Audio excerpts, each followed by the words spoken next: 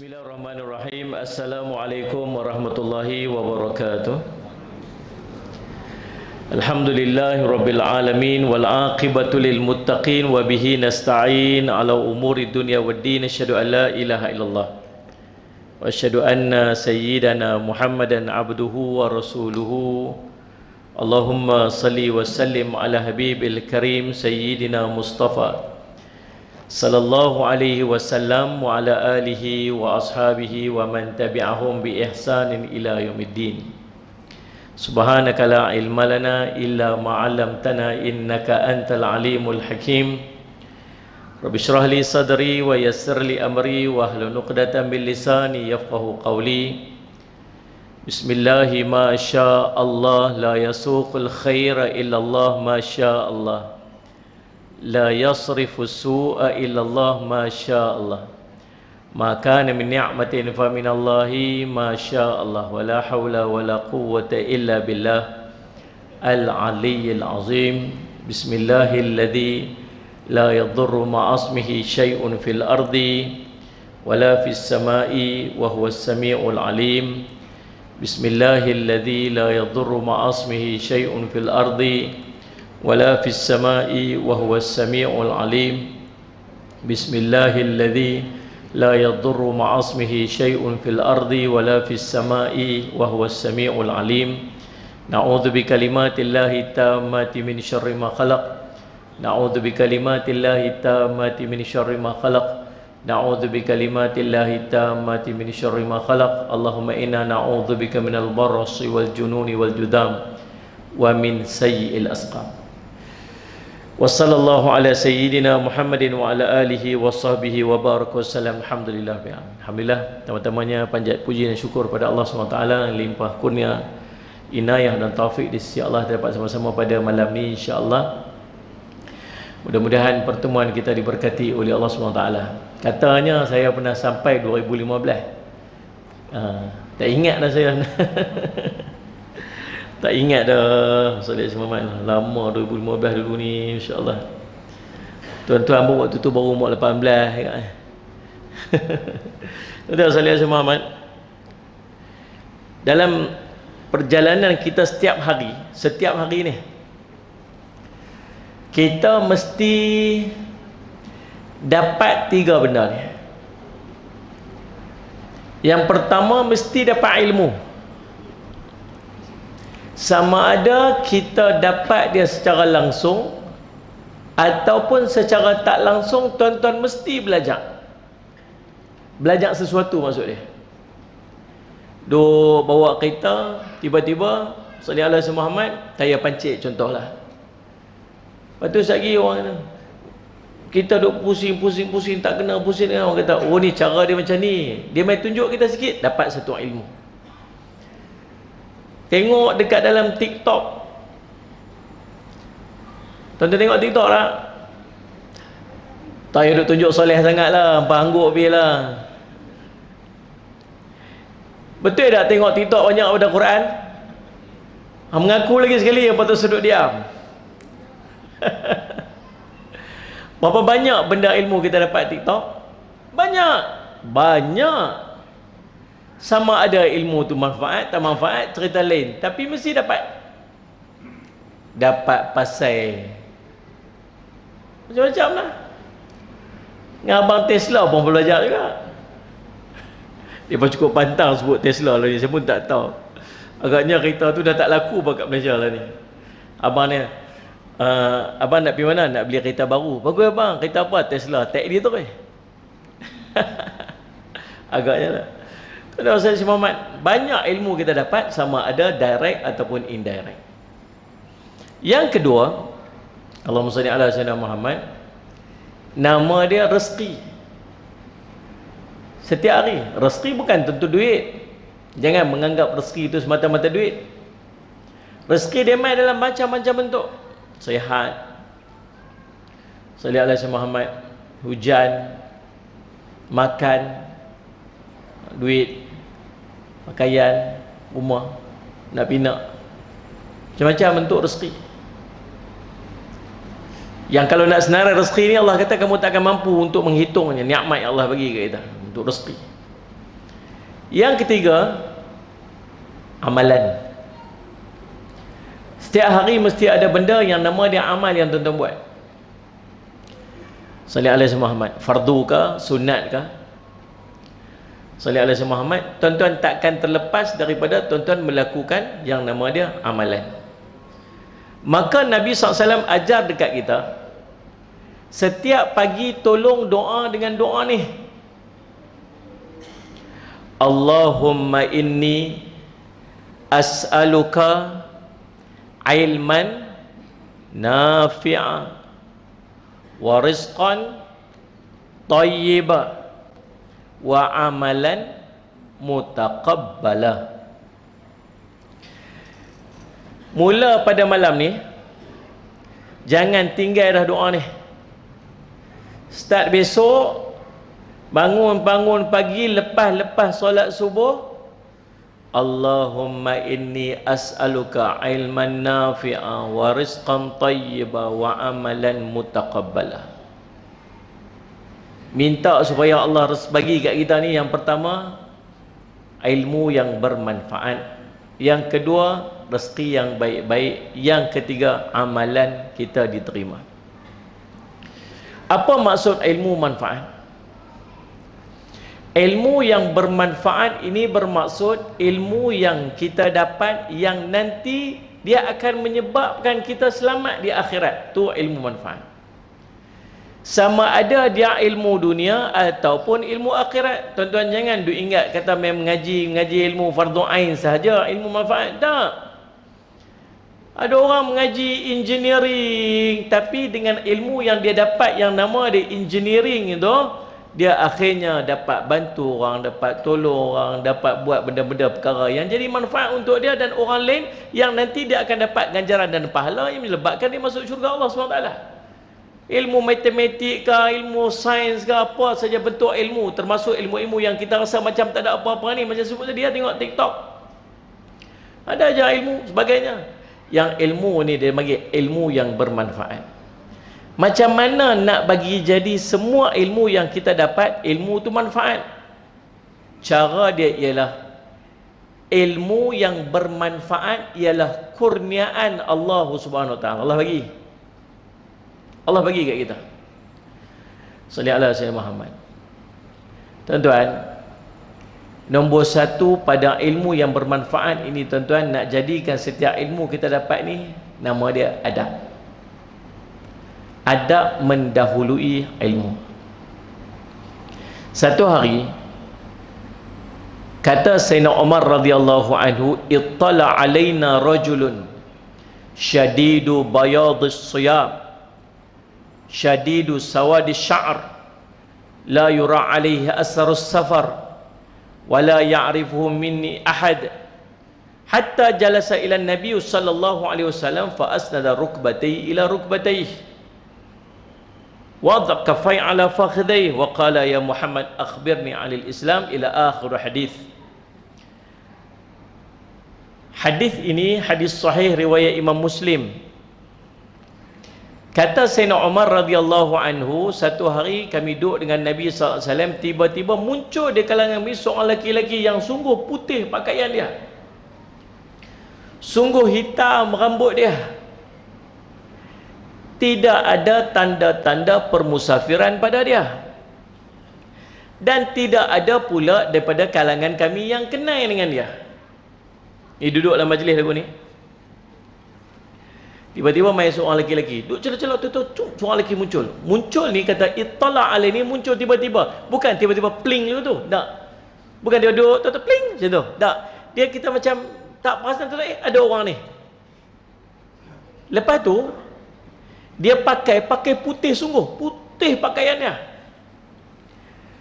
Tuan-tuan yang biasa duduk negara Arab, salli ala Sayyidina Muhammad, tambah-tambah tempat yang banyak-banyak debu, dia jadi gimana tuan-tuan? Kalau seharian tuan-tuan pakai baju putih tu, petang tu dia jadi macam kekuning-kuning. Kuning-kuning tu bukan sebab kotor ke apa, sebab debu-debu pasir tu dia melekat ni, dia nampak macam kekuningan macam tu. Sallallahu alaihi Muhammad. Tapi subhanallah, orang ni putih-putih pakaian dia macam baru pakai tak saat ni je. Rambut dia hitam berkilat, sikat cantik. Jadi nak kata dia orang musafir ni mustahil dia orang musafir. Pasal pakai dia elok sungguh. Nak kata dia orang sini pula, mentarikot ni, bukan, pasal tak ada siapa pun kenal dia. Dia ni orang Johor pun bukan, orang sini pun bukan. Dia ni siapa? Tak-tak dia mai duduk, dia masuk duduk depan Nabi SAW, sallallahu alaihi wasallam Muhammad. Fa'asnada rukbatayhi ila rukbatayhi. Letak dua lutut dia bertemu dengan lutut Nabi SAW. Wa wada'a kaffai ala fakhdhi, meletakkan dua tapak tangan atas paha. Dua riwayat, satu duduk, tuan-tuan cuba duduk macam mana dia duduk. Macam mana? Lutut bertemu dengan lutut. Kalau tuan-tuan duduk depan orang, kalau lutut dengan lutut dia bertemu, maksud dia duduk macam mana? Kalau duduk bersila, lutut bertemu lutut tak? Tak lah, tu lutut bertemu kawan sebelah. Maksud dia sama ada duduk iftirash ataupun tawarruk. Iftirash duduknya, iftirash. Apa sampai tak bunyi langsung ni apa ni? Kak Long, Mak Long, Kak, iftirash duduk apa iftirash? Duduk pandai nampak. Apa mengarut? Muka aja handsome. Duduk tahiyat awal ataupun duduk macam antara dua sujud, iftirash. Tawarruk duduk tahiyat akhir. Kalau duduk iftirash atau duduk tahiyat akhir, ada possibility bertemu lutut dengan kawan kat depan. Betul tak ni? Kemudian letak dua tapak tangan atas paha. Jadi kalau duduk macam tawarruk, duduk macam iftirash, kaki dia paha duduk macam tu, lutut tu, maksud letak tangan atas paha ni, betul lah. Riwayat satu lagi kata dia letak tapak tangan di atas paha Nabi. Si orang depan dia duduk temu lagu tu, letak tangan dia atas paha Nabi. Subhanallah. Di akhir hadis tu, Nabi tanya dekat Sayyidina Umar, sallallahu alaihi wasallam Muhammad. Nabi kata, kamu kenal tak siapa yang tanya tadi ni? Kata Sayyidina Umar radhiyallahu anhu, Allahu wa rasuluhu a'lam. Allah dan Rasul saja yang mengetahui. Kata Nabi SAW, fa innahu Jibril atakum yu'allimakum dinakum. Tu Jibril tu yang main tu. Dia datang untuk ajar kepada kamu agama kamu. Baik. Kata ulama, antara manfaat yang boleh diambil daripada peristiwa tersebut bukan sekadar hadis-hadis yang cerita tentang rukun Islam, rukun iman. Hadis itu cerita tentang rukun Islam, rukun iman, cerita tentang ihsan, cerita tentang tanda kiamat. Bukan sekadar yang tu, tapi macam mana malaikat Jibril ajar adab menuntut ilmu. Tu peristiwa tu berlaku. Pasal apa malaikat Jibril mai pakai pelik sangat? Biasa pernah malaikat Jibril menyerupai sahabat yang lain. Jadi macam di kalangan sahabat. Tu siapa tu? Tu nama sahabat. Itu bukan. Itu Jibril. Lah, pasal apa dia sama macam orang tu? Dia menyerupai orang lain. Pernah? Tapi dalam kes tu, dia tak menyerupai siapa-siapa. Bahkan pakai putih pula. Pelik pula. Supaya orang bagi perhatian.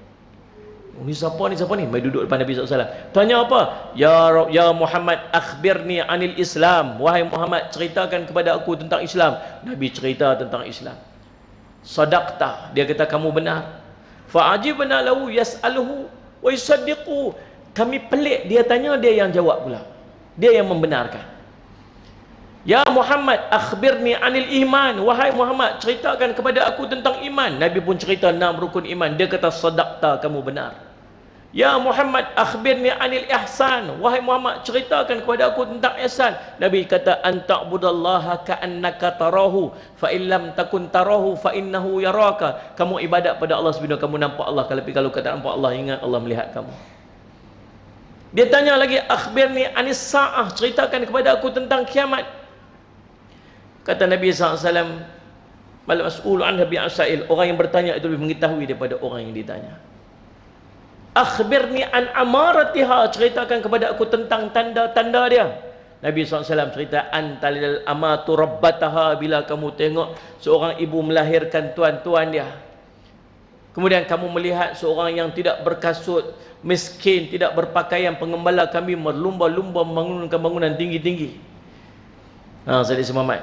Lepas tu, tuan-tuan, saudara Muhammad, itu ulama kata itu nama dia rukun agama. Tuan-tuan, antara benda kebaikan atau manfaat kita boleh ambil daripada, kata ulama, adab menuntut ilmu. Malaikat Jibril main. Nombor 1, pakaian. Bila kita main nak menuntut ilmu, yang nama dia ilmu, nak bagi ilmu tu jadi manfaat, pakaian dia tuan-tuan, nombor 1 dia warna. Warna lagu mana? Malaikat Jibril main hari tu warna putih.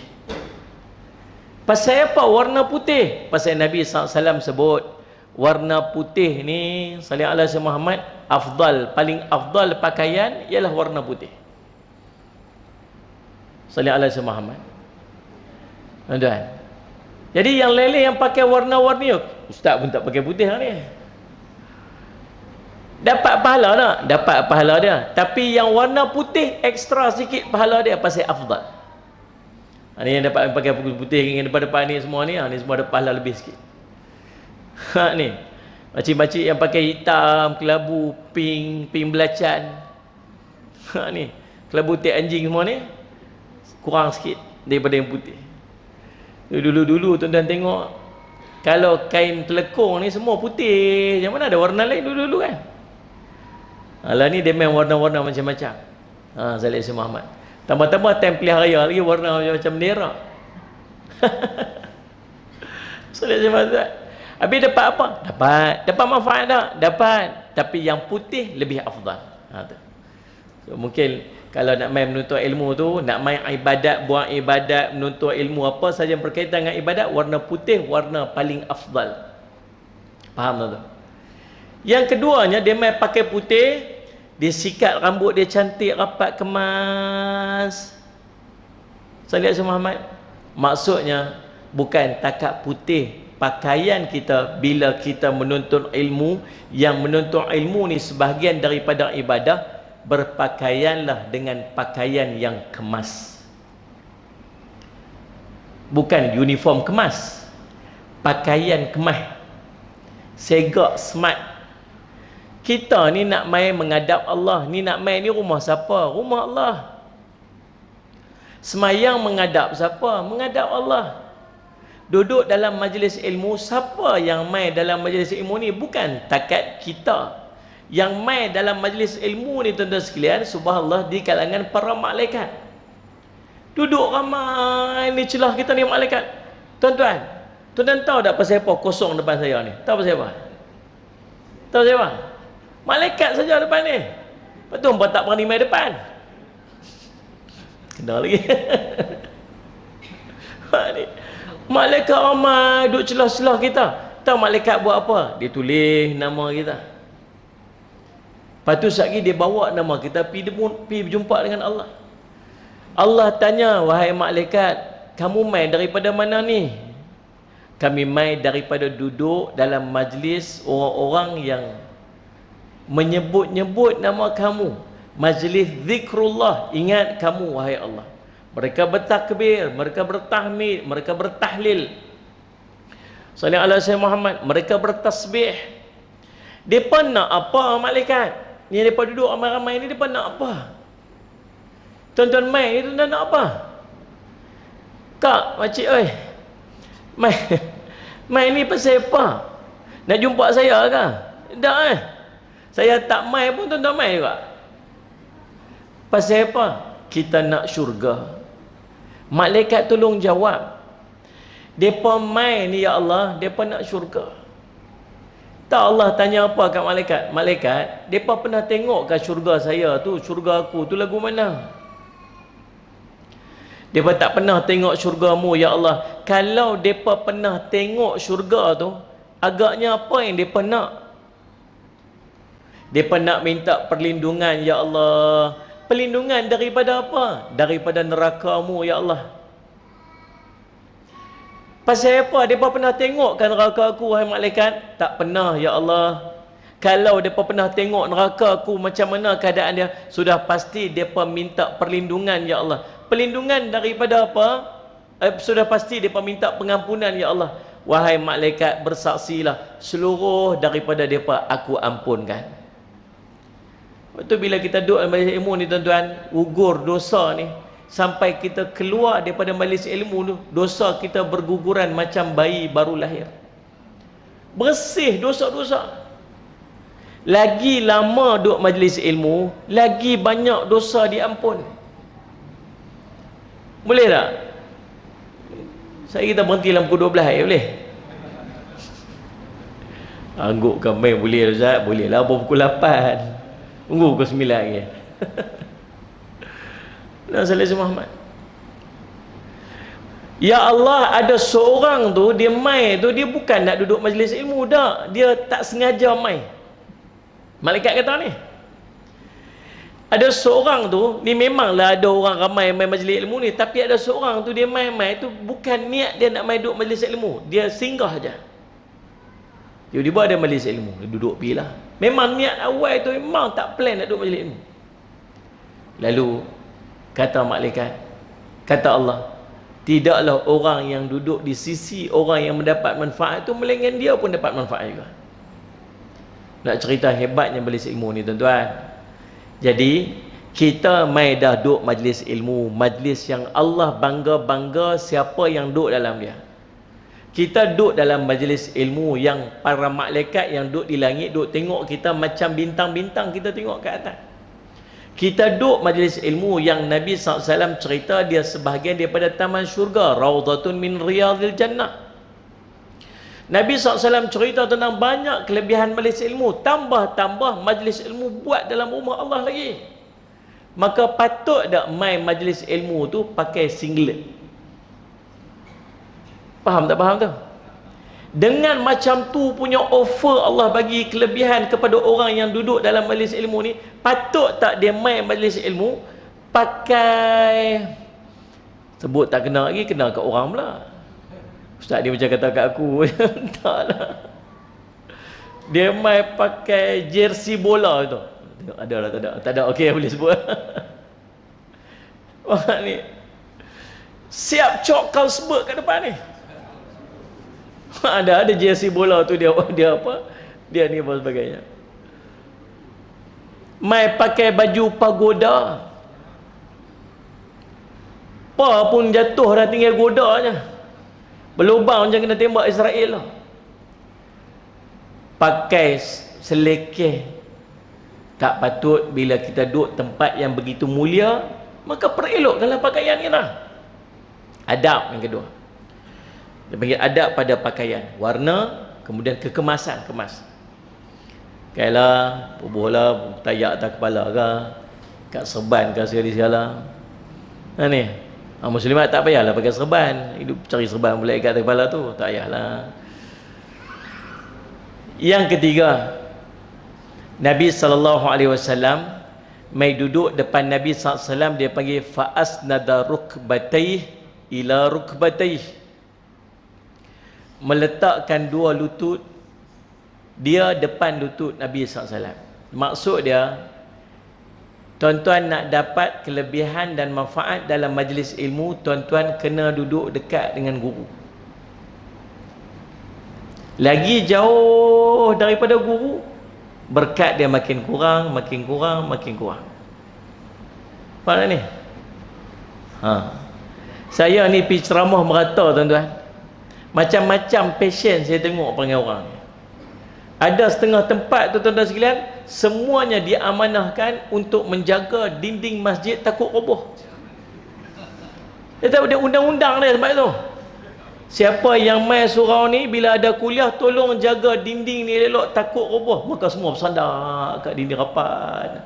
Dinding tu macam tu, kona mai kot ni, kona begitu, kot tu lah dia ikut sampai habis. Tu ada passion aku tu. Ada yang passion pula, kontrak dia ialah tolong jaga pintu masjid. Maka berimpun penuh kat pintu tu. Berimpun penuh kat pintu tu. Bila berimpun penuh kat pintu tuan-tuan, depan ni kosong. Geng-geng yang main lambat, depa main tengok, Allah masjid penuh dah, duduk kat luar. Masalah bila depa duduk kat luar tuan-tuan, lepas isyak depa jamu.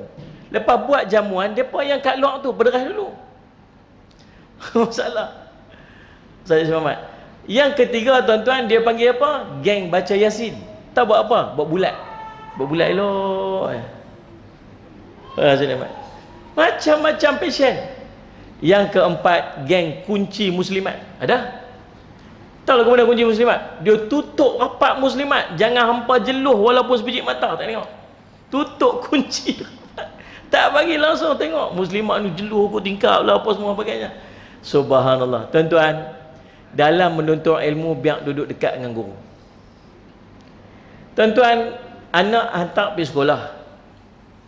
Bila hantar anak pergi sekolah, tuan-tuan suruh duduk depan ke suruh duduk belakang? Ni abang nak masuk darjah 1 ni. Ni ayah ni nak pesan berdasarkan kepada pengalaman. Untuk abang berjaya dalam pelajaran ni, abang dapat ilmu yang bermanfaat, nak mudah faham apa cikgu ajak, abang nanti bila masuk kelas, pastikan abang duduk meja paling belakang sekali. Anak dia guru kepala betul apa aku ni. Kita suruh anak kita nak mengaji pergi duduk depan-depan sekali, kita pula bila mengaji duduk belakang sekali. Faham tak faham? Apa manfaat dia duduk kat depan ni? Tuan-tuan, bila kita duduk depan, nombor satu, kita fokus. Kita kena tengok guru kita, Salih Azim Muhammad. Cara dia lenggok, dia bercakap, dia tangan, dia angkat, semua ni ada dia punya apa, mesej yang dia nak sampai tu. Maka orang yang duduk paling depan, dia paling banyak mendapat manfaat. Ni tuan-tuan duduk belakang, bukan dekat belakang, duduk belakang pintu pula. Ni muslimat ni tutup rapat yang ni belakang tu sembang keripap lah. Pada petang ni masak apa? Masak keripap. Keripap hang tu ada inti ke angin ke oksigen? Aku tak puas hati aku beli kat bawah tu. Dia cerita keripap, cerita masak kuih tiaw, cerita apa tu. Tapi duduk depan tu dah silanya ni manfaat. Maka bila ada majlis ilmu, saya selalu cadang muslimat buka lah, tak apa, bagi dia tengok guru dia nak mengaji, dia dapat faham elok sikit. Ni baguslah macam ni. Nah ni buka biar bagi depa nampak, bukan selalu duduk main mengaji, duduk kat depan biar nampak wajah guru supaya dia mudah faham. Salih Azim Muhammad. Yang tuan-tuan pun bila ada ustaz mai, tuan-tuan mai duduk depan-depan, duduk dekat-dekat, tambah-tambah ustaz-ustaz yang mai jauh pada Kedah contoh. Ni sakit pinggang-pinggang, tuan-tuan nak mai kat tuan-tuan, bila mai duduk, tuan-tuan duduk jauh-jauh, rasa kecil hati kawan tu, rasa macam nak sadaqallahul azim aja. Ni. Tu faham. Jadi subhanallah tuan-tuan, Salih Azim Muhammad, macam tuan-tuan panggil orang mai rumah lah, mailah rumah saya nah. Okey. Mai rumah dia tuan-tuan, dia suruh duduk kat sini, dia pergi duduk dapur dengan isteri dia. Tuan duduk sorang-sorang kat depan, dia rasa apa? Dia rasa macam nak balik lah tuan-tuan. Macam itulah saya rasa. Bukan. Macam itulah ustaz-ustaz duk rasa bila tuan-tuan duk jauh-jauh lagu ni. Tu pun tak faham-faham lagi. Baik tuan-tuan Ustaz Muhammad. Jadi subhanallah Muhammad tadi, yang berikutnya tuan-tuan sekalian, cara kita duduk. Bila Malaikat Jibril alaihi salam duduk depan Nabi sallallahu alaihi wasallam, duduk macam mana? Dia duduk lutut, bertemu dengan lutut Nabi sallallahu alaihi wasallam. Duduk dalam keadaan sangat sopan. Maka bila kita duduk dalam majlis ilmu, macam itulah keadaan. Jangan lunjuk kaki dekat depan guru. Nah ni, jaga adab kita, jangan duduk bersembang kiri kanan. Mana Sayyid Muhammad. Tuan-tuan, Imam Asy-Syafi'i rahimahullah taala nak dapat berkat ilmu dia sendiri waktu bukan dalam majlis ilmu. Waktu dia tidur di rumah dia pun, kaki dia tak hala ke rumah guru dia. Sampai ke tahap macam tu. Bukan cerita dalam ilmu ni. Kaki dia pun tak hala pergi rumah guru dia waktu dia duduk di rumah dia. Sebab takut hilang berkat pada ilmu. Kita lenguh-lenguh lah tuan-tuan. Macam mana tak kaki pam macam tu. Ni sambil picit betih. Oh, tok guru saya siapa buat macam tu, dia nampak kat belakang buat itu, dia kata saya minta maaf, saya nak berhenti kuliah. Pasal saya tengok dah ada hilang adab dalam majlis ni, maka hilang berkat. Buat apa nak mengajar bila tak ada berkat, saya minta izin, saya berhenti dulu kuliah. Dia tutup kuliah. Buat apa? Tapi saya taklah macam tu. Dulu saya ingat saya pernah buka pengajian dekat rumah saya. baca kitab Fathul Qarib Mujib sallallahu alaihi Muhammad. Tuan-tuan, ada seorang dia mai tiap-tiap kali mai dia suka duduk depan sekali, tapi satu je perangai dia duduk je depan, kaki dia mesti letak kat depan saya. Dia buat tak heran, dia duduk tak. Saya pun nak kata apa, kawan kaki palsu. Kaki palsu tak apa, tak ada masalah apa. Tuan-tuan buat perangai macam tu memang cerita pasal. Jadi subhanallah, yang pertamanya tuan-tuan, nak dapat manfaat daripada ilmu, tuan-tuan kena jaga adab.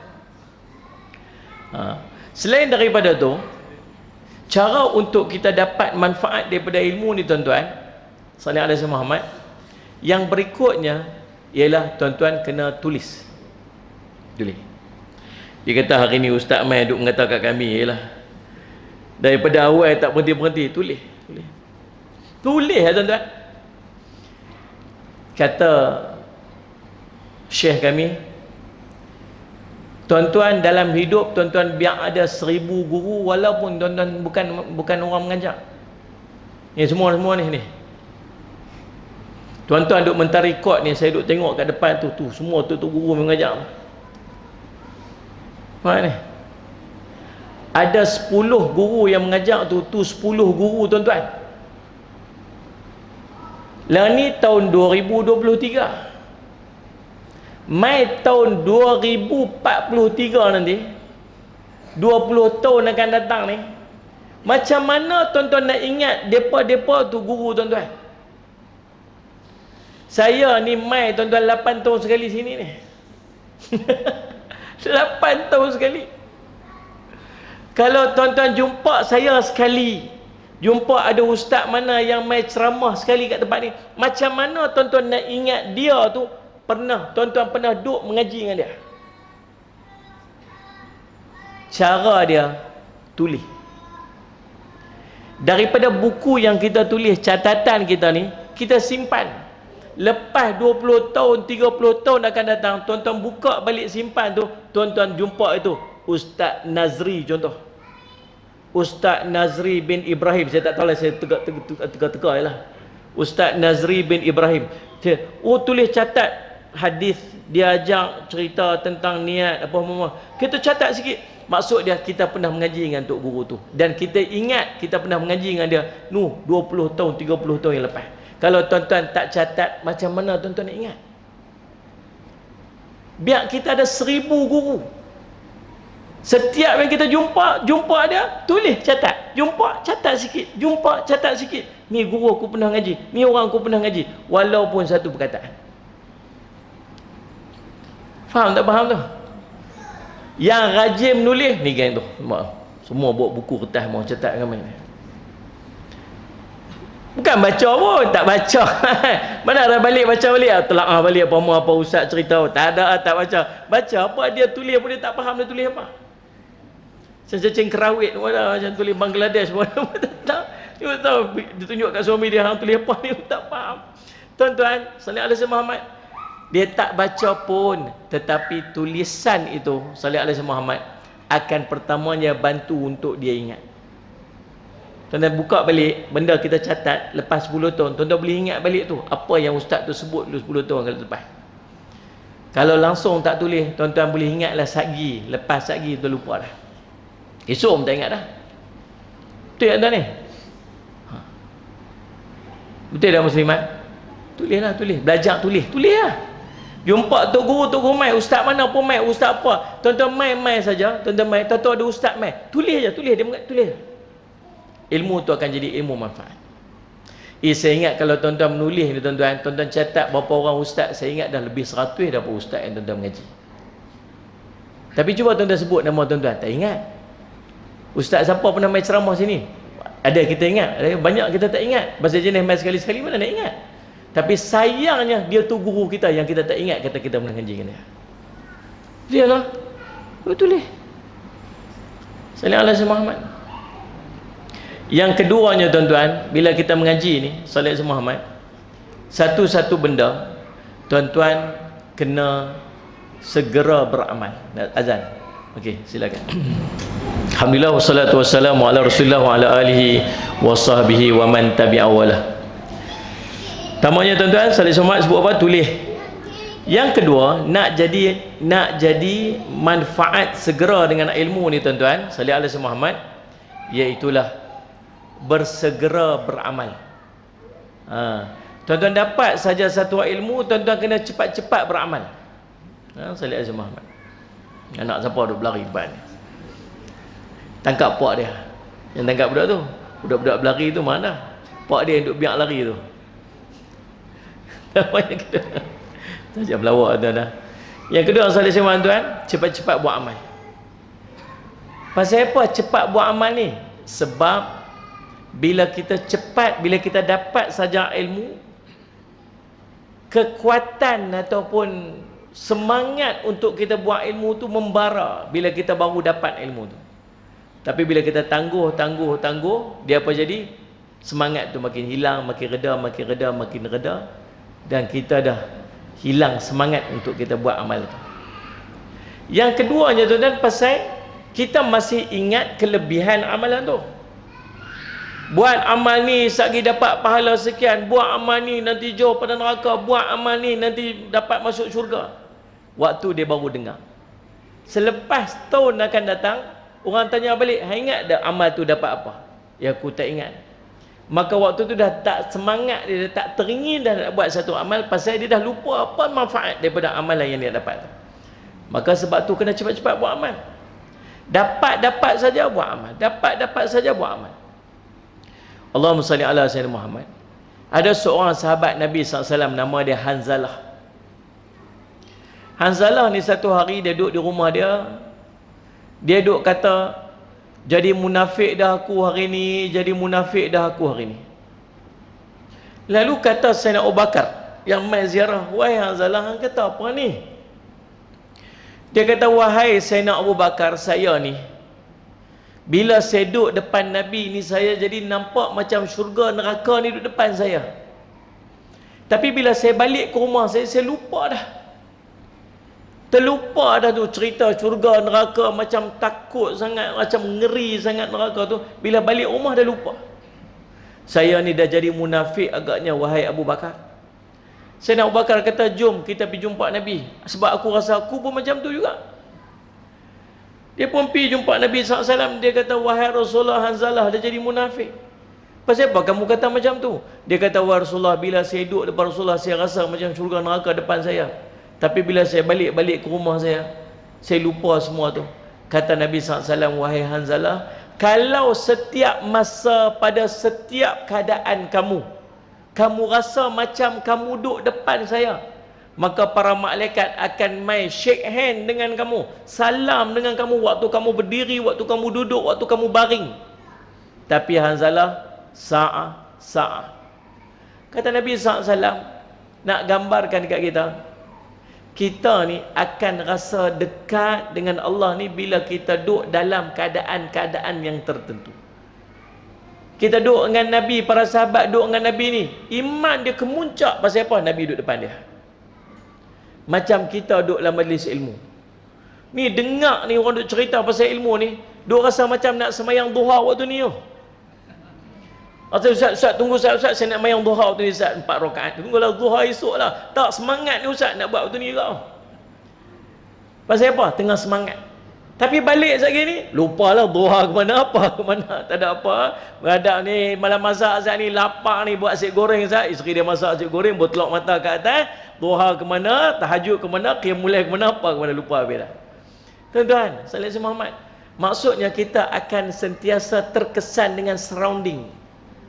Waktu iman kita dia akan naik bila kita duduk waktu-waktu tertentu. Yang pertamanya waktu duduk dengan alim ulama macam para sahabat duduk dengan Nabi SAW. Yang keduanya waktu kita duduk dalam majlis ilmu, iman kita akan naik. Yang ketiganya waktu kita duduk dengan kawan-kawan yang soleh, kawan-kawan yang baik untuk peringat kita, iman kita naik. Waktu kita duduk jauh, duduk depan TV, tengok cerita Korea, mak ni Saleh Muhammad, apa duk tengok cerita One Piece. Waktu tu memang tak ada lah, imam tengah duk merangkak tu junam. Ha ni macam duk tengok, nampak tuan-tuan. Waktu kita duduk jauh, waktu kita ni, semua kita jatuh. Maka tuan-tuan, waktu dapat semangat daripada majlis ilmu tu, jangan tangguh dah, boleh proceed. Cerita tahajud, esok bangkit tahajud dah. Cerita pasal doa tadi, esok tak mau tangguh dah, esok mau doa terus dah. Faham tak ni? Jangan bertangguh untuk buat amal. Yang ketiga tuan-tuan, istiqamah. Walaupun sikit. Istiqamah untuk buat amal walaupun sikit. Macam mana cara nak istiqamah? Malung, hari tu kita bulan Ramadan, sehari 1 juzuk baca. Sehari 1 juzuk baca Quran. Lah ni dapat 1 juzuk lagi tak? Dah dah, memang tak baca. Memang tak baca 1 juzuk. Bukan 1 juzuk, muka surat pun tak baca. Mana pi semua tu? Maksudnya tuan-tuan, dalam 30 hari kita duk buat tu, ada time yang kita start tinggal. Kita start tinggal. Kita tinggal. Akhirnya tinggal terus. Faham tak ni? Kita duk biasa tahajud. Nampak macam istiqamah dah. Tapi lah ni tak buat dah. Pasal apa lah tak buat? Maksudnya, ada time waktu kita duk istiqamah buat tu, kita ada hari yang kita tertinggal. Dan kita biar dia terlepas macam tu je. Bila terlepas tu, akhirnya kita terlepas terus. Habis macam mana nak bagi yang tertinggal itu kita kembali istiqamah? Cara dia, qadha. Qadha apa Ustaz? Qadha amalan sunat. Amalan sunat boleh qadha? Boleh. Macam mana? Kalau tuan-tuan duk biasa setiap hari baca 1 juzuk, baca 1 muka surat Quran, hari ni terlepas baca, esok baca 2 muka surat, qadha balik yang sehari terlepas. Faham tak ni? Kalau duk biasa tahajud, Nabi buat qadha tahajud dia 11 siang. Kata Sayyidina Aisyah, lepas subuh, antara subuh dengan zuhur, tu waktu duha tu, Nabi qadha sembahyang tahajud dia yang Nabi terlepas pada sebelah malam. Faham tuan-tuan? Tapi syarat kepada qadha ni, dia mulazamah. Amalan tu dia lazim buat lah. Ini sampai tiap-tiap hari qadha tahajud. Mau tiap-tiap hari waktu duha aja mayang apa ni? Mayang tahajud. Esok mayang tahajud lagi. Mayang tahajud waktu duha, qadha aja. Ni. Hari yang terlepas. Faham tuan-tuan? Tu dia panggil cara untuk kita jadikan ilmu itu dia jadi manfaat. Baru satu, ada 2 lagi. Pukul 8.40 dah. Nampak gaya berhenti pukul 12 sungguh nampak gaya. Tak boleh lah tuan-tuan, saya pukul 9 lebih saya berhenti dah. Nak tala balik Kedah pula. Berapa jam pula lagi ni. Dengan jam sudah lah. Sallallahu alaihi Muhammad. Baru ni duduk kat traffic light. Ada program dekat TV Al Hijrah live. Baru ni berapa 2 hari lepas. Pukul 9. Kita kelang kabut nak pergi shooting. Tapi live dekat TV ni. Berhenti kat traffic light. Dia tak gergum kawan langgar belakang. Ada saya cari pasal itu langgar belakang orang. Aduh, subhanallah Nabi Muhammad tu ujian kami duduk atas jalan je tiap hari. Doalah bagi selamat sampai lagi ke Kedah. Tuan-tuan, Allahumma salli ala Muhammad.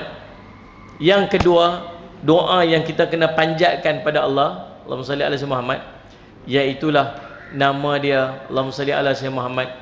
Allahumma salli ala Muhammad. Rezeki yang baik. Rezeki Nabi kata apa? Allahumma inni as'aluka ilman nafi'a wa rizqan tayyibah. Rezeki yang baik. Pasal apa tak cakap halal dah? Orang Islam tak payah duk bincang halal haram lagi dah. Ya ayyuhan nas kulu mimma fil ardi halalan tayyibah. Allah sebut, wahai manusia, makanlah daripada apa yang ada di muka bumi ni halal lagi baik. Allah perintah untuk cari yang halal, cari yang baik. Allah kata ya ayyuhan nas, wahai manusia. Tapi bila mai ya ayyuhalladzina amanu, wahai orang yang beriman, Allah tak sebut lagi halal. Allah suruh cari yang tayyib, yang baik. Pasal apa tak sebut halal dah? Pasal orang Islam tak payah duk bincang dah halal haram. Orang Islam mesti cari yang halal dah. Cuma nak pergi further lagi satu. Bukan takat halal, cari yang baik. Faham tuan-tuan? Allah sebut, Nabi SAW sebut, innallaha tayyibun la yaqbalu illa tayyiban. Sungguhnya Allah itu baik dan Allah tak terima melainkan yang baik-baik saja. Nabi SAW sebut dalam hadis, innal halala bayyinun wa innal harama bayyinun wa bainahuma umurun mushtabihatun la ya'lamuhunna katsirun minan nas.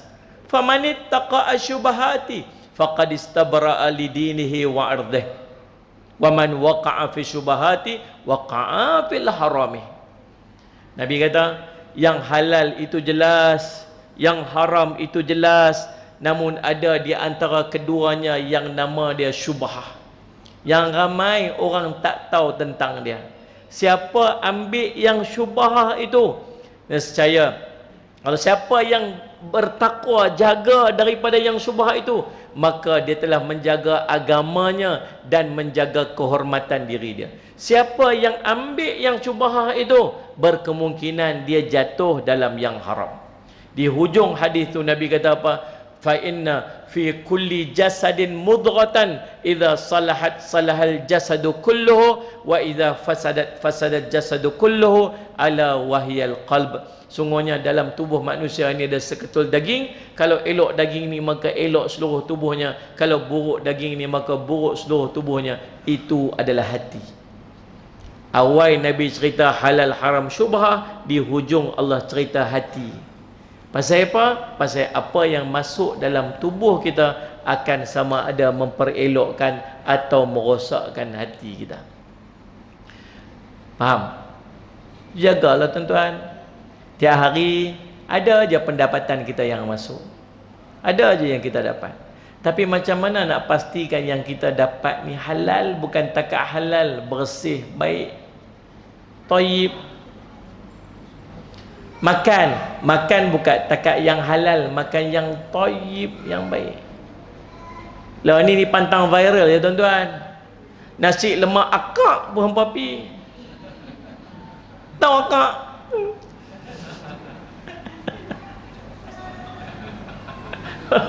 Nasi lemak akak tu bapi, beratok punya panjang, kakak pakai tudung, kita duk cari akak mana? Rupanya ya Allah, hampa ni lalu makan semua. La haula wala quwwata illa billah. Tuan-tuan tak pergi belah Penang lagi, cendoi, sempoi mah. Tudung beratok punya panjang, subhanallah. Kawan yang jual cendoi tu tuan pakai, ya Allah. Astaghfirullahalazim. Sampai tak jaga langsung, apa nak masuk dalam mulut kita ni, dalam hati, dalam perut kita ni. Allahumma salli ala sayyidina Muhammad. Cari yang tayyib. Ni dua kedai, salli ala sayyidina Muhammad. Satu kedai pakai tudung elok. Bukan kedai tu pakai tudung, tuan mega tu. Kawan mega tu pakai tudung elok, pakai jubah elok. Sallallahu alaihi Muhammad. Ha ni, sambil duk masak-masak tu selawat ke, bismillah ke apa. Sallallahu alaihi Muhammad. Tapi dua-dua pun jual goreng pisang cheese. Yang ni goreng pisang cheese dia tak apa sedap sangatlah. Keras sikit, cheese pun tak apa nak meleleh sangat, tapi dia pakai tudung elok. Yang seorang lagi tuan-tuan, rambut dia macam mana nak abang tak? Macam bulu jagung. Rambut kembang tu macam tukar limah muda. Pakai baju kelawak. Apa ni? Pakai baju kelawak. Pasal apa pakai lagu tu? Kak aircon, dia kata aircon. Kat ni angin masuk ke ni, keluar ke ni. Dia pun jual. Tapi nasi dia punya sedap lah. Goreng pisang dengan cheese meleleh-leleh apa semua. Yang ni tak apa sedap tapi solehah nampak. Yang ni sedap tapi aurat tak tutup. Yang mana satu pilihan hati tuan-tuan? Pak ikhlas jawab. Pak ikhlas jawab kan? Kat maklum? Mestilah yang sedap Ustaz. Tuan-tuan, Orang beriman dia cari yang barakah, dia berkat. Satu baca bismillah, satu tak baca bismillah, yang mana berkat? Baca bismillah lah berkat. Sallallahu alaihi Muhammad. Masa batu masak untuk suami, masak untuk anak, masak. Kalau boleh tak soal, kurang-kuranglah makan kat luar tu. Masak kat rumah, masak. Masak baca bismillah, masak dengan ayak tangan dia. Saya ingat waktu saya kecil-kecil, kita tak makan kat luar, balik sekolah mesti makan di rumah. Jarang sangatlah dalam seminggu tu nak makan sekali. Tak oh. Saya ingat ada satu kedai yang ayah suka beli, almarhum ayah saya, yang saya suka makan ialah mi kuah. Mi kuah, ada satu tempat tu. Itu aja. Itu pun ayah tak pernah duduk kat kedai tu, melainkan dalam seminggu sekali dia akan beli macam tu lebih kurang bila kita teringin nak makan. Saja-saja nak duduk kedai makan, tak. Makanan yang kita makan pada setiap hari, apa yang mak kita masak. Sampai kita tahap kalau tanyalah masakan apa paling sedap dalam dunia, kita kata masakan mak kita. Lah ni tanya anak kita, masakan apa paling sedap dalam dunia? Dia keluar semua Aulio Spargator Apatopotos. Ni.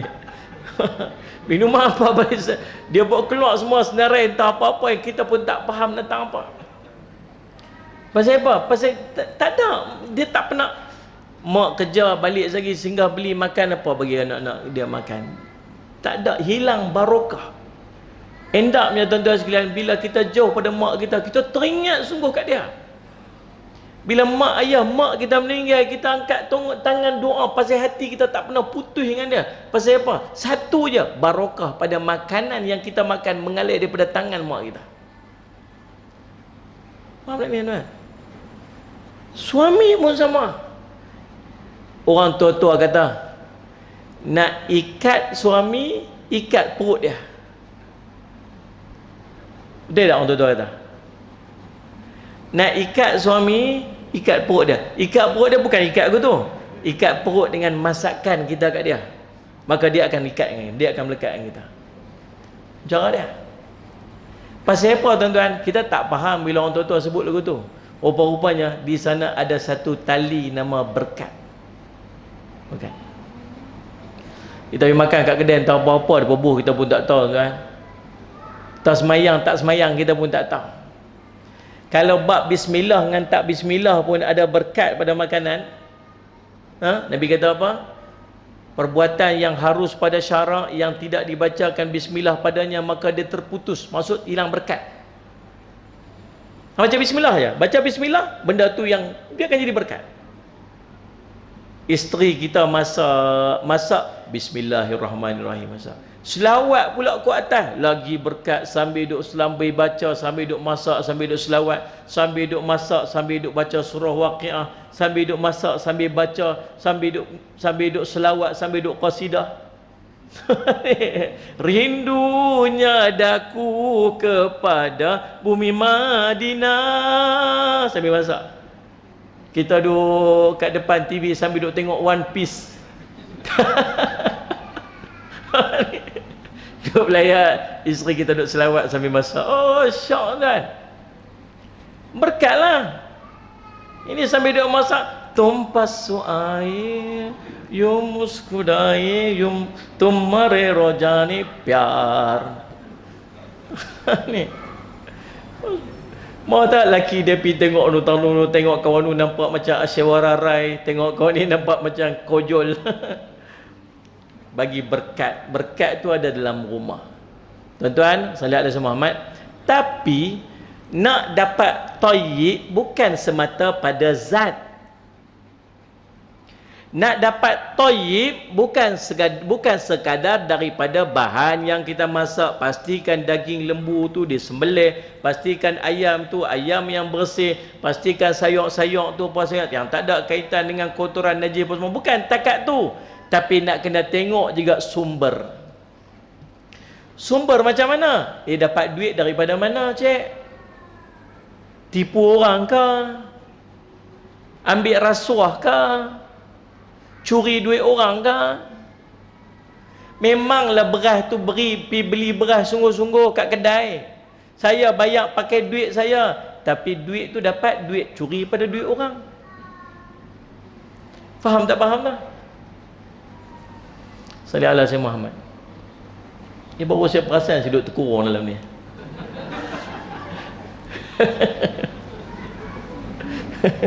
Kata pasal apa? Sempit tau punya dinding. Tuan-tuan salih ala Sayyidina Muhammad. Kadang-kadang benda-benda kita tak perasan pun. Contohlah, hari tu tuan-tuan ada kenduri. Contoh, tengok kat Salih Sayyidina Muhammad, tu tengok kat Walimatul Urus, tarikh 12 hari bulan September. Contohlah, hari ni 9, bukan 10 September, hari ni 9 hari bulan. Ui, esok kenduri ni, tapi esok kerja. Esok kerja, macam mana nak buat ni? Tapi esok kenduri ni, nak kena pergi Kuala Kangsar tu, macam nak pergi kerja, nak pergi kenduri, macam nak buat ni? Pagi-pagi esok telefon pejabat.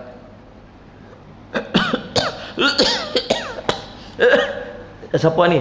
Ni dia ni. Batuk pula. Ni saya MC ni. Kata ni MC kan ni? Saya MC tak boleh, sakit tak sihat. Tak apalah MC, tak apalah, esok nanti hantar surat MC. Okeylah. Okey. Okey, dapat dah. Kata kat bini dah. Okey, siap. Start kereta pun pergi makan kenduri. Dia buat apa tuan-tuan? Dia buat apa tu? Tipu. Tipu apa? Tipu MC. Hari tu dia tipu MC, dia dapat gaji tak hari tu? Dapat. Kalau dia betul sakit, dia dapat cuti tak? Cuti. Tapi dia sakit tak? Tak. Maksudnya hari tu, kalaulah hari tu pendapatan dia, jumlah dia RM80 atau RM100, dia telah ambil duit tu secara haram. 100 itu pergi beli beras, 100 itu pergi beli sayur, 100 itu pergi beli bawang. Memang zat makanan tu memang bersih sungguh, tapi sumbernya haram. Kita buat selalu. Tu yang ni. Tak mengaku, tak apalah. Tu tak kira masuk lambat. Janji pukul 8, masuk pukul 9. Pukul 8 sejam tu ambil gaji juga. Tu tak kira sekali tuan-tuan sekalian, masuk kerja betul dah pukul 8, pukul 10 sekali mengopi pula. Teh tarik roti canai, roti jala. Sejam pula duduk kat luar tu. Lepas tu sekali masuk kerja Salih Sayyidina Muhammad. Lepas tu pula sekali keluar pukul 12, pukul 1 keluar, pukul 3 baru masuk. Padahal pukul 2 kena masuk. Pi tukar sport rim, pi basuh kereta, pi shopping kompleks. Buat apa sejam 2 jam? Sehari 8 jam kerja, dia hanya kerja 5 jam saja. Lagi 3 jam dia buat urusan dia sendiri. 3 jam tu duit tu nak kira lagu mana? Oh, macam duk muhasabah nampak kaya tu. Sungguh tuan-tuan, benda ustaz, bukan saya seorang, bos saya pun buat. Nampak tu. Tu yang duk tangkap tangan kami tepuk meja tu. Tu bos saya tu. Dia lagi dah siap ustaz, saya keluar kata sejam ya, dia 2 jam dekat luar. Walau semua orang buat, kalau benda tu tak patut buat, dia tetap tak patut buat. Dia ni, semua orang buat melakukan perkara itu tidaklah menjadi dalil keharusan atau buat benda haram. Betul tak ni? Tu yang sejam 2 jam sepanjang kita kerja 20 tahun tu banyak mana dah sumber duit yang kita duk ambil, yang kita duk makan, yang anak-anak isteri kita makan, yang nak kira lagu mana tu? Tu macam mana nak bagi balik tu bukan hak kita tu. Betul kalau tuan-tuan kerja 7 jam tu yang dijanji kita kerja sungguh 7 jam tu kita ambil, tu hak kita. Tapi yang sejam tu bukan hak kita, tak layak pun kita ambil dan kita ambil. Macam mana nak pulang balik tu? Tapi kan Allah. Dia dah jadi apa? Dia immune dah. Kita sudah menormalisasi dalam hidup kita. Barang pejabat, barang kita. Syarikat beli pen satu kotak, biasa kita tengok dekat stationery yang tempat tu, kotak tu kan, pen jenis apa? Pen jenis pen apa? Lupa pula, tak ingat nama dia. Apa? Apa dia? Mopico. Itu ubat ni, ubat nyamuk. Itulah. Dia beli sekotak tak itu. Dia beli sekotak tu tujuannya untuk apa? Untuk kita buat kerja kat pejabat.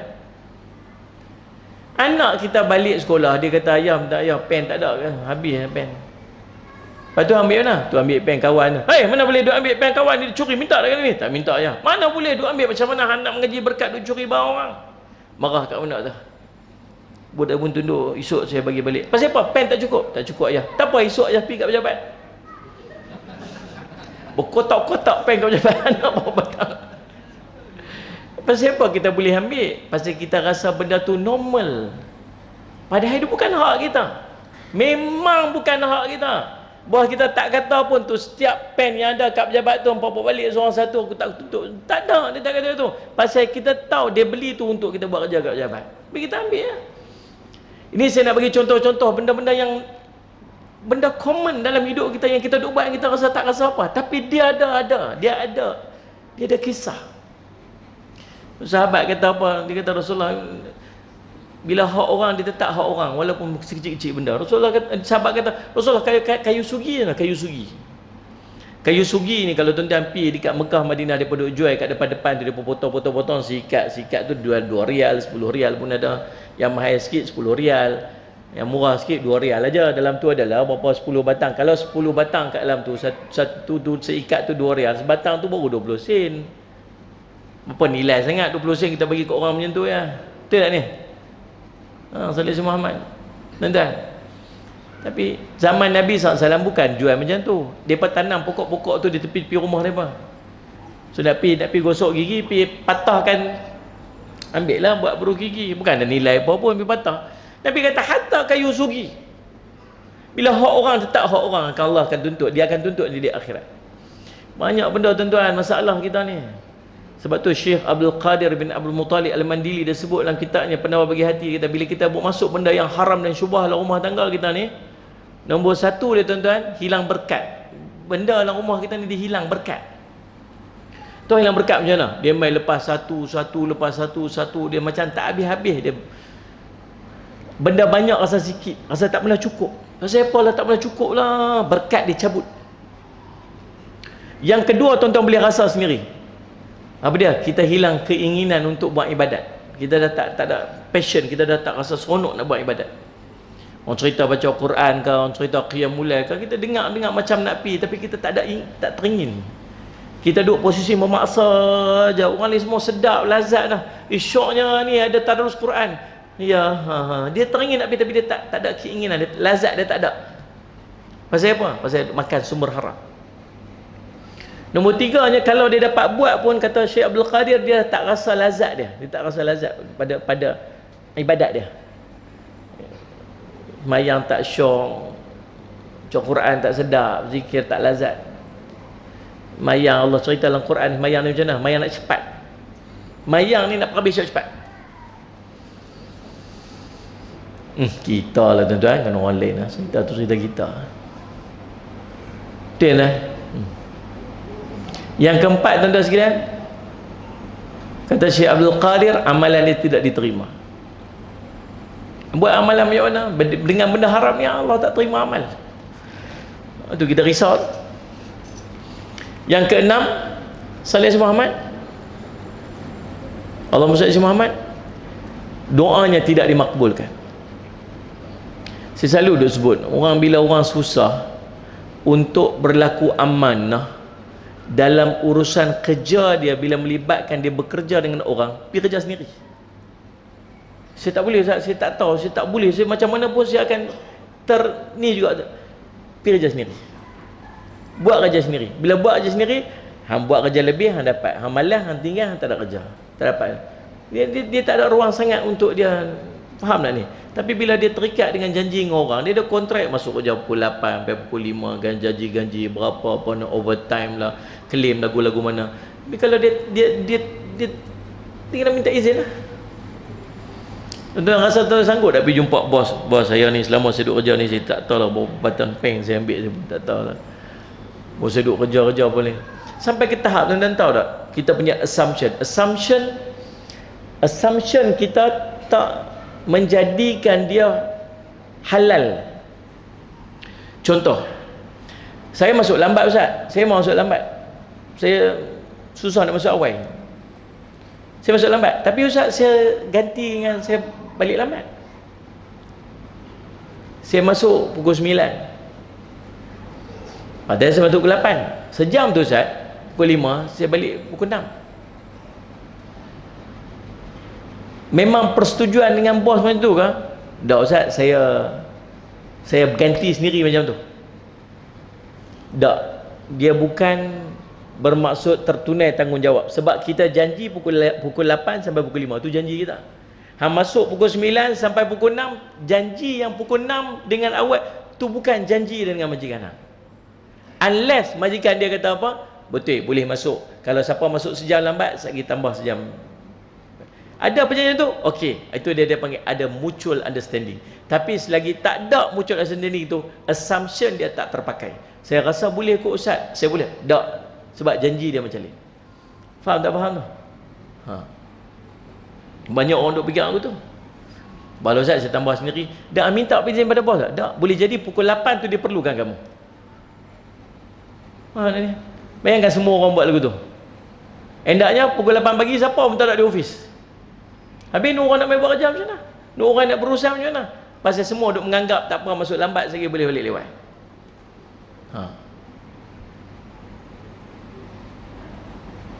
Faham tak faham tu? Macam marah yang nampak. Jagalah tuan-tuan, buat macam mana? Kita jaga, kita duk, kita mana orang ni duit nak buat harta. Last kali kata Syekh Abdul Qadir Mandili, yang lebih menakutkan ialah salli ala Sayyidina Muhammad, al-lahmu nabatun, daging yang tumbuh daripada yang haram ni apa? Fannaru aula bih, api neraka paling layak untuk dia. Yang ni yang paling takut sekali. Kita makan jadi darah daging kan. Sayyidina Abu Bakar radhiyallahu anhu satu hari balik rumah dia.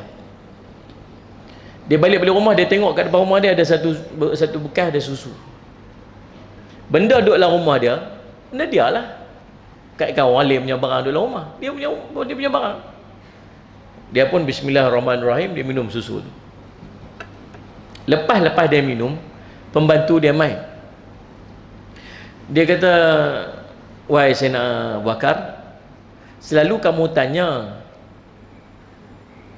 makanan ni siapa punya, sumber mana, selalu hari ni kamu tak tanya. Dia kata dahaga minum je lah.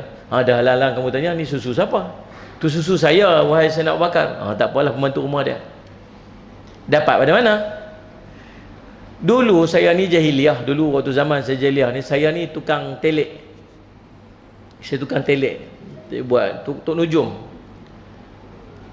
Cuma ada seorang itu, dia waktu dia nujum dengan saya tu, saya dah bagi dah apa semua, tapi ni cerita dulu lah. Cuma dia terhutang dengan saya yang nujum tu, dia tak bayar lagi. Semalam terjumpa, dia bagi kat saya ni. Ini yang dulu punya, ingat ada hutang. Dah lupa dah nak ambil dah. Bayaran dia nak ambil susu segelas ni, kira khotim lah, settle lah. Tu yang saya nak bakal minum tu yang tu bayaran yang nujum saya punya dulu lah. Dia anggap tak ada apalah benda tu. Bagi saya nak Abu Bakar, dia tak ada isu apa pun, bukan ada halal haram pada dia pun. Tapi apa dia buat? Dia ambil ayak, dia minum, dia tekan perut dia korek bagi keluar balik. Pasal apa? Pasal dia kata apa? Aku tak mau ada sedikit pun daripada daging aku yang tumbuh daripada sumber yang tak jelas. Tak mau. Habis macam tu. Allahumma salli alaihi wasallam. Ada seorang ulama Al-Juhani, kalau tak salah saya. Dia ni sangat alim. Bahkan dalam majlis-majlis dia mampu untuk merungkaikan segala persoalan-persoalan yang ditanyakan dengan sangat jelas dan sangat tepat, sangat alim. Sehinggalah satu hari bila dia jawab satu soalan, dia tergagap-gagap. Anak murid dia heran, tak pernah tuan guru jadi macam ni, terlupa. Pasal apa? Habis-habis tuan-tuan sekalian, dia pun berjumpa dengan tuan guru. Dia kata, wahai Syekh, tak pernah jadi macam ni, hari ni terlupa sikit. Saya nak cerita sejarah dia kata. Apa sejarah dia? Saya punya ayah seorang yang sangat alim. Dan dia seorang yang sangat menjaga apa yang kami makan. Waktu saya masih baby, mak saya sakit. Datang jiran sebelah rumah. Dia tengok mak saya sakit, jiran sebelah rumah tu ambil saya yang masih baby, dia susukan saya sebab mak saya susu dia kering sebab dia sakit. Tiba-tiba ayah saya balik tengok saya disusukan oleh jiran sebelah, dia cepat-cepat ambil saya, dia tunggang kepala ke bawah, kemudian dia korek-korek mulut saya, dia tekan-tekan perut saya sampai keluar susu-susu yang daripada jiran sebelah tu. Dia kata, kamu nak bunuh anak kamu ke? Tak, saya tak redha anak saya minum susu daripada sumber yang tak tahu daripada mana. Dan yang tersekat-sekat ini ialah kesan saki baki susu yang saya minum tanpa saya semak, yang saya minum tu waktu saya masih kecil. Dia sebut itu. Tuan-tuan, tu kesan daripada benda yang kita makan. Patutlah kita hafazan tak kuat, patutlah kita tak ingat benda, patutlah kita malas ibadat, patut macam-macam dalam hidup kita ni. Pasal apa? Pasal makan tak jaga. Lagi satu tuan-tuan, doa tak makbul. Nabi kata apa? Sallallahu alaihi wasallam Muhammad, fadzakkara ar-rajul yutilus safar asy'atha aghbar yamuddu yadayhi ila sama, ya rabbi wa mat'amuhu haramun wa mashrabuhu haramun wa malbasuhu haramun wa qudhiya bil harami fa anna yustajabu lahu, kata Nabi SAW. Atau kama qala, Nabi cerita tentang seorang lelaki yang jauh perjalanan dia, orang musafir. Orang musafir ni makbul doa. Kemudian bukan takat musafir, kusuk masai rambut dia. Maksudnya sungguh-sungguh dia ni duduk dalam keadaan sangat dhaif, doa, makbul doa. Bukan takat tu, angkat tangan tinggi-tinggi mengadu, wahai Tuhanku, wahai Tuhanku. Kata Nabi, sedangkan makannya haram, minumnya haram. Ni pakaian yang dibeli daripada sumber yang haram, diisi perutnya dengan benda yang haram, bagaimanakah doanya nak dimustajabkan? Doa tak mustajab. Jagalah tuan-tuan. Jagalah, kalau ada masalah apa-apa duk terambil dengan barang-barang orang, pergi kena pulang balik. Ada apa-apa benda yang berkait dengan harta orang, kena minta halal. Ni Saksi Muhammad. Kerja berpuluh-puluh tahun dulu, macam-macam lah kita ambil. Tuan-tuan, saya tak tahulah, buatlah sesuatu supaya dapat bersihkan balik harta-harta yang kita ambil dulu. Hak orang tetap hak orang, takkan berubah jadi hak kita. Kesian kadang-kadang kat anak isteri kita duduk di rumah masak. Berhentilah kerja, duduk kat rumah lah, masak sendirilah, bagi kita makan ni. Mak sendiri masak, isteri masak sendiri. Isteri tu pun berhenti kerja lah, nak masak untuk anak suami dia makan. Beli barang, buat balik beras beli daripada sumber haram. Beli apa semua, buat balik sumber haram. Isteri makan, anak-anak makan daripada sumber yang ayah dia buat balik daripada benda yang haram. Tuan-tuan, dia panggil ayah ni ayah yang khianat. Boleh tuan? Tapi mood nampak lain dah ni. Tadi nampak ceria juga orang tadi ni. Dia bertukar mood dah ni. Buat macam mana? Nak buat macam mana? Kita duduk zaman dia. Zaman yang Nabi kata apa? Tak boleh nak terlepas. Walaupun debu-debu riba ni tak lepas. Dia kena juga, macam mana pun akan kena dengan kita. Tapi macam mana nak buat? Kena ikhtiar untuk jauh. Dia tempiah kena juga, debu dia kena juga. Tapi kita ni nak kena ikhtiar supaya kita ni usaha. Nombor 3, amalan yang Allah terima. Tu doa dia. Pertama, ilmu manfaat. Yang kedua, rezeki yang baik-baik. Yang ketiga, amalan kita Allah terima. Dua syarat Allah terima amal. Yang pertama ikhlas, yang kedua amalan itu mesti bertepatan sebagaimana yang ditunjukkan oleh Nabi sallallahu alaihi wasallam. Nak dapat ikhlas kena ada ilmu. Nak dapat amal macam Nabi SAW ajak pun kena ada ilmu. Maka sebab itulah Nabi SAW selalu sebut, man salaka tariqan yaltamisu fihi ilman sahalallahu lahu bihi tariqan ilal jannah. Siapa yang tempuh satu jalan untuk dia menuntut ilmu, maka Allah akan permudahkan jalan dia untuk masuk syurga. Sebab bila duduk majlis ilmu, dia dapat belajar macam mana nak ikhlas dalam amalan. Tak boleh ada riak, tak boleh ada ujub, tak boleh ada takabur, tak boleh ada sum'ah. Dengan dia mengaji, barulah dia tahu macam mana nak beramal dengan amalan yang betul. Selamanya tak tahu.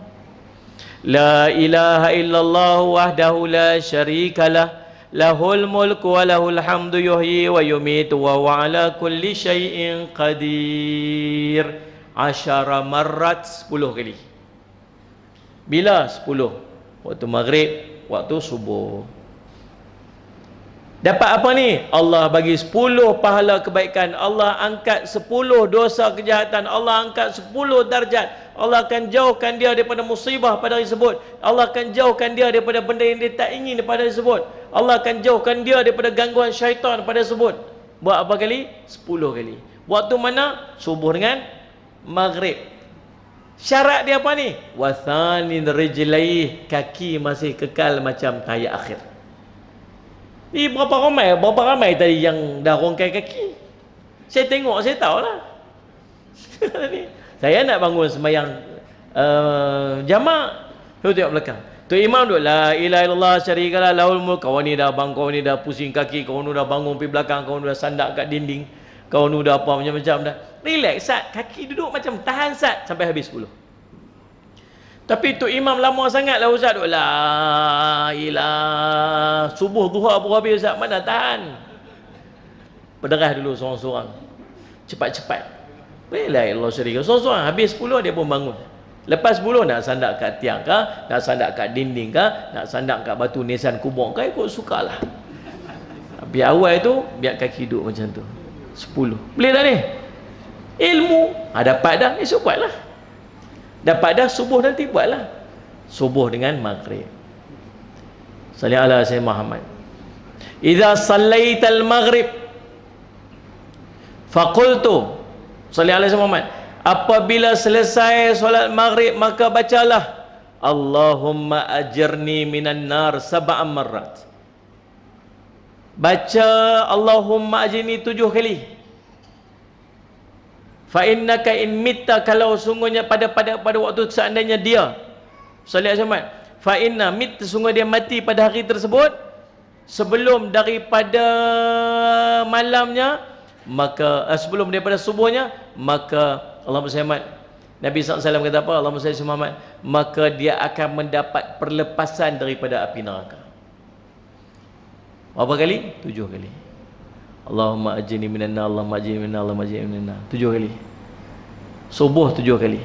Baca 7 kali waktu subuh, dia mati sebelah siang tu, Allah tulis perlepasan daripada api neraka, tak masuk neraka. Baca sebelah malam, lepas maghrib, mati malam tu, kita ni tak mati siang, mati malam aja. Ada insurance cover. Tak baca, tak ada insurance cover tu. Amal lah. Dapat ilmu, buat amal. Faham tak ni? Man qara'a ayatal kursi dubura kulli salatin maktubatin lam yamna'hu min dakhil jannah ila an yamut. Siapa yang baca ayat kursi lepas setiap kali dia sembahyang fardu dia, maka tak ada apa pun yang akan menghalangnya daripada dia masuk syurga melainkan mati. Ayat kursi.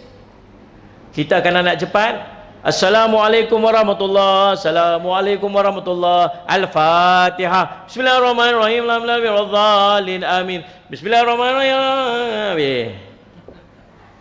Baca Fatihah, tak baca surah, tak baca ayat kursi. Patut baca ayat kursi. Lagi utama daripada baca Fatihah. Dia ni.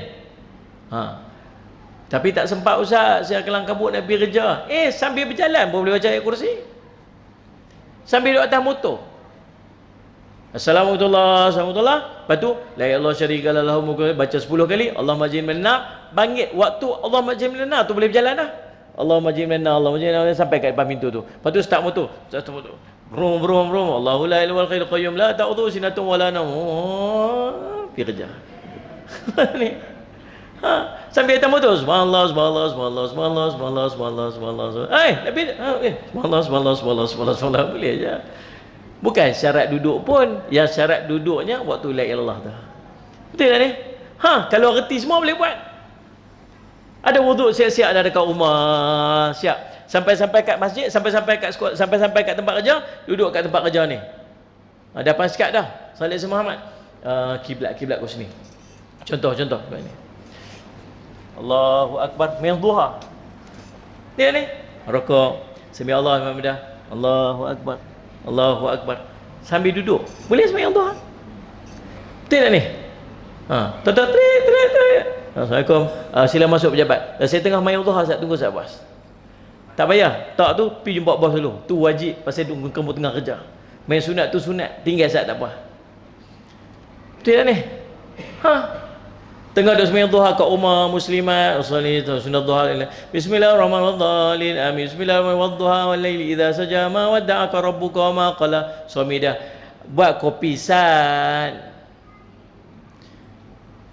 Wadduha boleh. Waktu ni lah nak panggil pun tak tahu, aku sedang menghadap Tuhan yang Maha Esa ni. Tuhan yang Maha Agung ni, hang tu siapa? Wadduha wal laili idza saja ma wadda'aka rabbuka. Berhentilah semayang, pergi baju kopi kat kawan tu dulu. Amboi. Orang tengah semayang ni lah orang nak minum. Allahu akbar. Makilah pergi. Suami panggil tu wajib. Semayang tu sunat. Lepas tu pergi semayang lain. Allahu akbar, kan senang. Ni. Tu bila reti kan senang kerja. Yang masalah dia apa? Dia tak reti. Maka buat amalan tanpa ilmu, Allah tak terima. Buat amalan dengan ilmu sempurna bagaimana Nabi SAW tunjuk, maka itu syarat penerimaan amal. Maka jangan lupa doa tu. Allahumma inni as'aluka ilman nafi'a wa rizqan tayyiba wa amalan mutaqabbala. Mudah-mudahan jadi manfaat.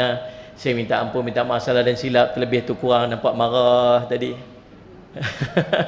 Tak nak kata kat siapa-siapa pun, muhasabah kat diri sendiri je. InsyaAllah. Tuan-tuan doakanlah perjalanan saya balik selamat sampai ke Kedah dengan selamat, insyaAllah. Esok ada kuliah subuh kat sana, kuliah duha lagi sebagainya. InsyaAllah mudah-mudahan jadi manfaat. Bismillahirrahmanirrahim. Alhamdulillahirrabbilalamin. Wassalatu wassalamu ala rasulil amin Sayyidina Muhammadin wa ala alihi wa sahbihi ajma'in. Allahumma faqihna fid din wa 'allimna ta'wil waj'alna min ibadikas salihin wahdinas siratal mustaqim.